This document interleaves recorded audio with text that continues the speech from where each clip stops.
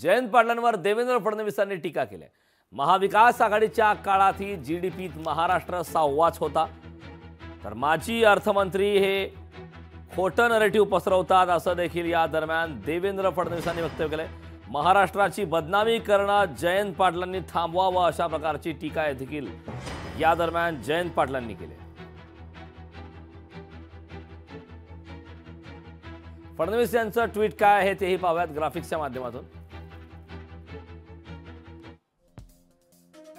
जयवंतराव खोटे बोलायचे तरी किती, बाकीच्यांनी खोटा नरेटिव्ह पसरवला तर समजू शकते।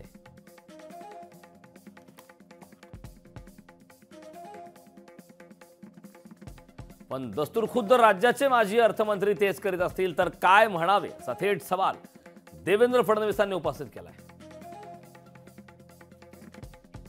महाविकास आघाडीचा काळ आठवून पहा। 2020-21 1,82,454 दरोडे उत्पन्न, त्यामुळे महाराष्ट्राचा 6वा क्रमांक होता।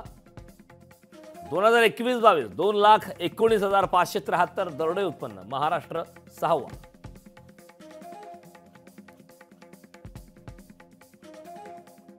दोन 2022-23 2,52,389 दरोडे उत्पन्न, महाराष्ट्र 6वा।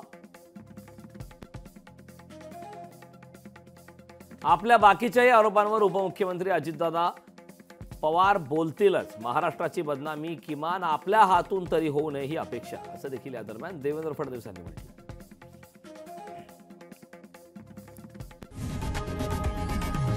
लोकशाही मराठी ऐका, पहा, जागरूक रहा।